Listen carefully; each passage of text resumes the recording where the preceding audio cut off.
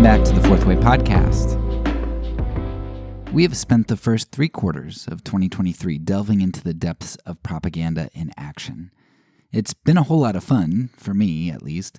A depressing sort of fun, but I've thoroughly enjoyed doing these episodes. Hopefully you've enjoyed the content as well and learned some things along the way.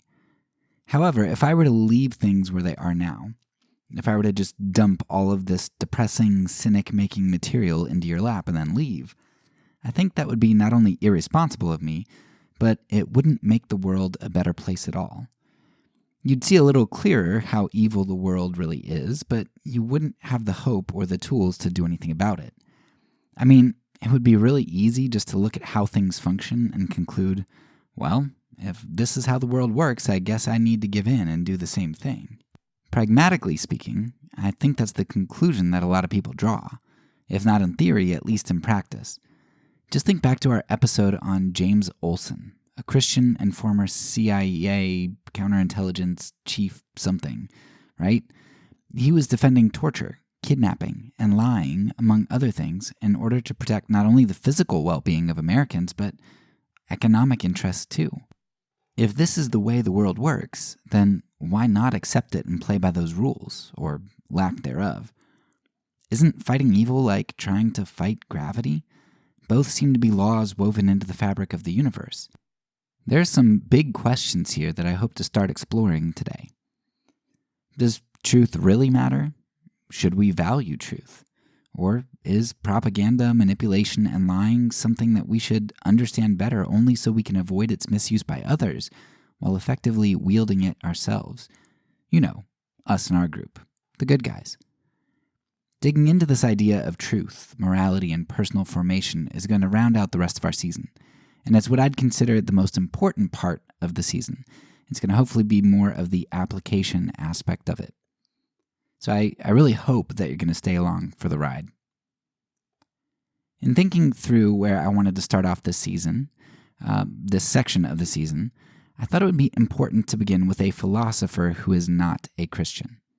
Now, as a Christian myself, I suppose it makes more sense that I'd have a particular affinity for truth to a lot of people, on the outside.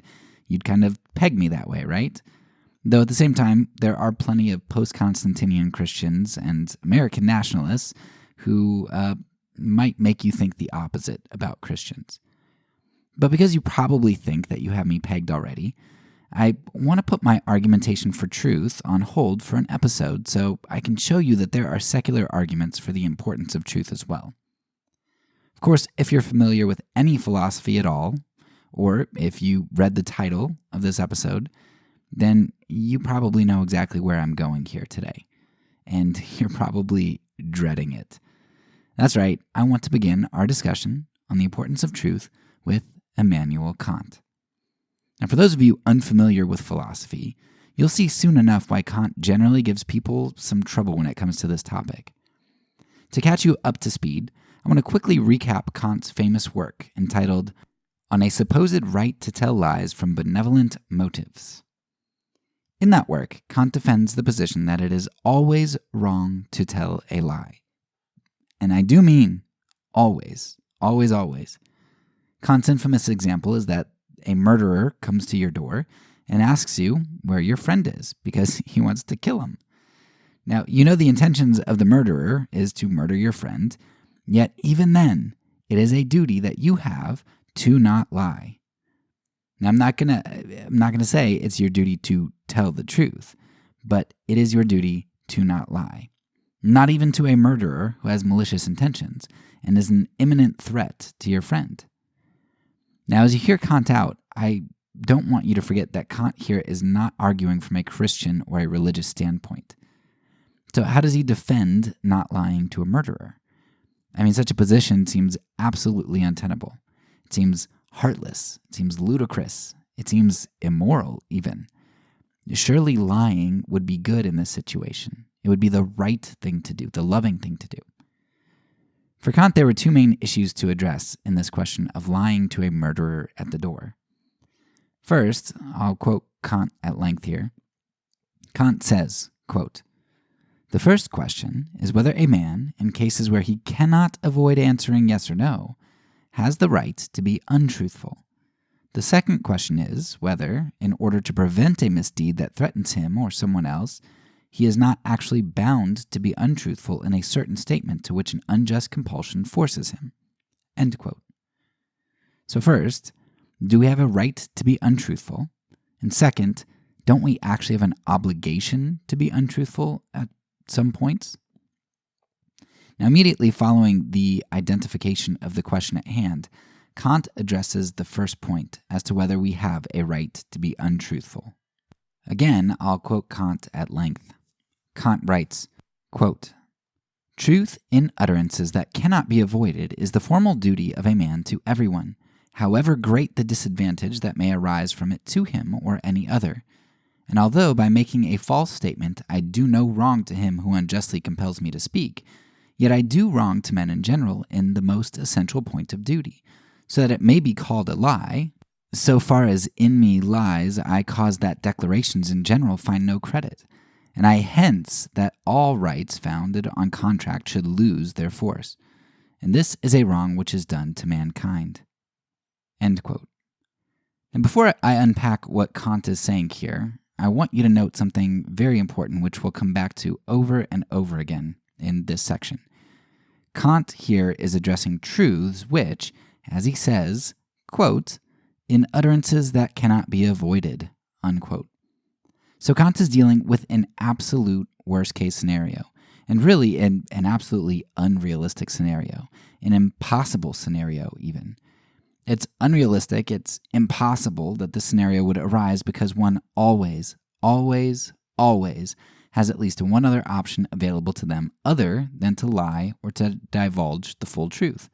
And that is at least one option, the option of silence. Now, silence in the face of tyrants, murderers, and others of such ilk may not carry with it pleasant consequences. However, lying or betrayal into the hands of the unjust is never your only set of options. That is a completely false dichotomy. Yet, Kant here is dealing with the impossible, with a thought experiment, with the worst-case scenario for one who would always adhere to the truth, or to refuse lying. What should we do if there ever arose a situation where someone gave you a magic potion or a witch cursed you and you couldn't help but give a verbal response, a response that was either truthful or untruthful? What should you do? It's in this context that Kant goes on to explain his position, which is that falsehood is always wrong. And Kant argues for the wrongness of lying not because injustice is done to the murderer per se. In fact, he at least explicitly says that, it's not that necessarily injustice is done to that person, but because injustice is done to all other humanity. Of course, the murderer is included in all humanity. I would include him, as a Christian and loving your enemies, but that's not the main focus at this point, especially for Kant. If I lie in a situation that I deem appropriate, then humanity knows that lying is always a tool available to me, and a tool that I think ought to be available to the rest of humanity, at least in certain instances. Lying is then forever at my disposal in situations where I deem it to be justified. Now, while the vast majority of humanity would agree with me that lying to a murderer is justified, our unanimity in thinking doesn't take long to diverge from there. Can I lie to prevent getting fired for embezzlement because feeding my family of 6 is more important than that? There's a little more company profit, maybe? The CEOs get $1 million and $10,000 bonus instead of just $1 million? I mean, isn't my family of 6 more important? Can I lie to my spouse who asks whether or not a dress makes her look a bit rotund? I mean, the number and diversity of situations in which some might justify lying, either because the lies seem insignificant or because they seem necessary to thriving or even for good, the situations are endless. People can justify lying in almost every circumstance, and our opinions on the criteria are all going to differ, at some points quite significantly. So if we accept that lying is legitimate, but only in justified circumstances, we completely undermine society's ability to trust and create social contracts, because someone can always justify lying in any given circumstance. Now that means that I can never have another human interaction in which I have confidence that the interaction has an expectation for honesty, because while I might value honesty in a given situation, the other party may be able to justify lying. The acceptance of lying in any form or for any reason, then, undermines the dignity and credibility of the whole of humanity. To sum it up, let's hear again from Kant. Quote, "Lying always injures another, if not another individual, yet mankind generally, since it vitiates the source of justice." End quote. Okay, so Kant just answered his first question as to whether or not one has a right to lie. His conclusion was that, no, we do not have a right to lie since it undermines the fabric of human social interaction and functioning. But Kant still has another question to answer, which is the flip side of the first question. Kant may have explained how lying is not a right that we have, but there's still this nagging question we all should have, which is, but don't we have an obligation to lie when there's someone like a murderer at the door? I mean, Kant can argue that we're obligated not to lie, but in the face of protecting our friend against a murderer, it seems like the onus is on Kant to show how this competing obligation to protect our friend doesn't trump our obligation to not lie. Again, I want to allow Kant to have the first word here, and then explain him a little bit afterwards. Kant says, quote, "The French philosopher confounds the action by which one does harm to another by telling the truth, the admission of which he cannot avoid, with the action by which he does him wrong. It was merely an accident that the truth of the statement did harm to the inhabitant of the house. It was not a free deed in the juridical sense, for to admit his right to require another to tell a lie for his benefit would be to admit a claim opposed to all law. Every man has not only a right, but the strictest duty to truthfulness in statements which he cannot avoid, whether they do harm to himself or others. He himself, properly speaking, does not do harm to him who suffers thereby, but this harm is caused by accident." End quote. Now, before unpacking this again, I want to once again point out a small but very important section. Kant qualifies the lie here by saying that everyone has a duty to truthfulness in statements which they cannot avoid. Now we have to always keep in mind that this ideal to truthfulness at all times is being argued in the most extreme thought experiment possible, in a situation in which a statement must be made. And such a scenario, at least as far as I can think of it, doesn't exist in reality and never could. There's never a moment in which you absolutely have to bear all the truth. Silence is always an option. Okay, so with that important point noted, again, let's unpack Kant's idea here. Going back to the murderer at the door, let's say that my friend came to my house and told me that a murderer was chasing him. I, of course, let my friend into my house to hide, and he told me that he was going to the closet. Now, when the murderer arrives and asks me where my friend is, given the thought experiment of being required to provide an answer, I tell the murderer the truth. My friend is in my closet. Now, Kant asks us to think about this statement. Really, the true statement of my friend's whereabouts is like an infinite number of other statements I could make on that fateful day. The sun is shining. My porch has 5 stairs. My eyes are blue. My friend is located in my closet, as far as I know, because that's where he told me he'd be. Those true statements are all innocuous ones. They, in and of themselves, are inert. They're just facts of reality at that moment. What makes a statement harmful, beneficial, or negligible is not the truthfulness of a statement, but the intention of the given actor made privy to the truth. So if I tell a murderer the truth that my friend is in the closet, because I value human dignity, reason, autonomy, the social contract, all that stuff, I am declaring a neutral truth about the world. It's a plain fact. The accident of that truth, the fact that the truth in this given instance corresponds with a murderer's malicious intent, is not a trespass that's mine to bear. I simply divulged factual, inert information. What transforms this information into evil is the action of the murderer who seeks to use that for harm. But that evil is not mine to bear. It's like Augustine says, and we'll get to this in a few episodes, but Augustine says, quote, Commit not thou a great crime thine own, while thou dreadest a greater crime of other men. For be the difference as great as thou wilt between thine own and that of others, this will be thine own." End quote. Now that's essentially what Kant is saying. If it so happens that my right and good action, bearing the truth as opposed to lying, ends up an accident of fate for my friend, that sin is not my sin. That sin is the murderer's sin to bear. Our job is to do right, which for Kant meant creating a world in which the social contract would be more trustworthy and human autonomy and dignity, reason, upheld. If, given the most ludicrous and unrealistic situation possible, where we were faced with either lying or divulging the truth, we must not compromise our part in creating an ideal world, even to prevent another from marring that world. The sin would not only be the murderer's, but ours to bear in that case, because we'd be complicit in marring the world. And that's Kant's argument in a nutshell.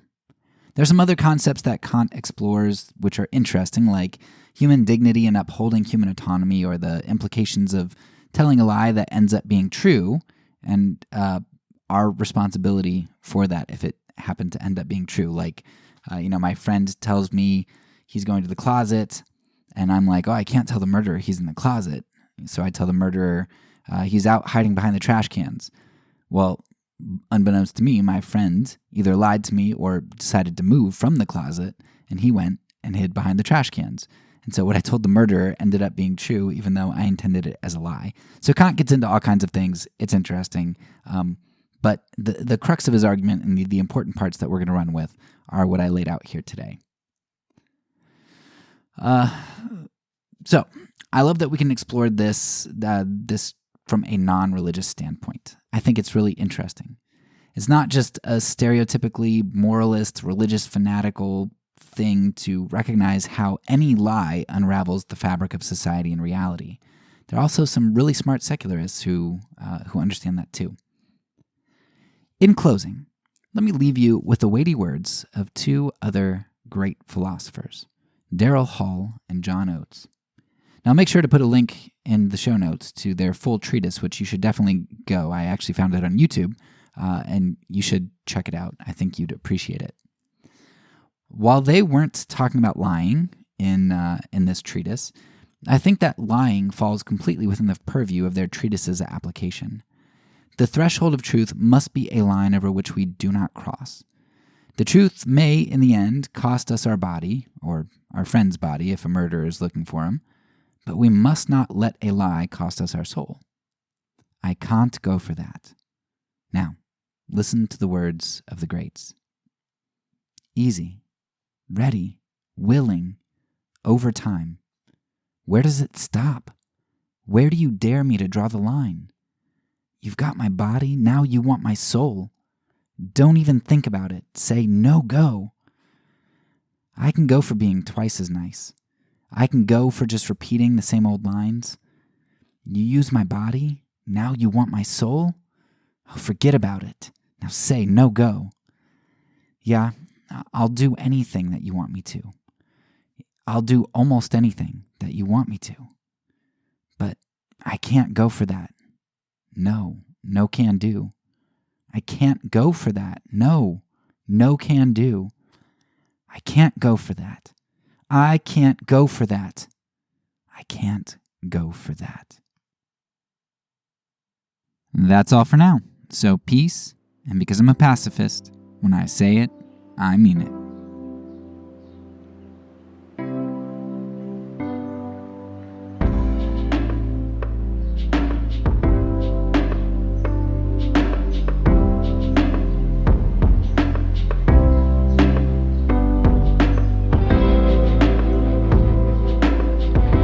This podcast is a part of the Kingdom Outpost Network.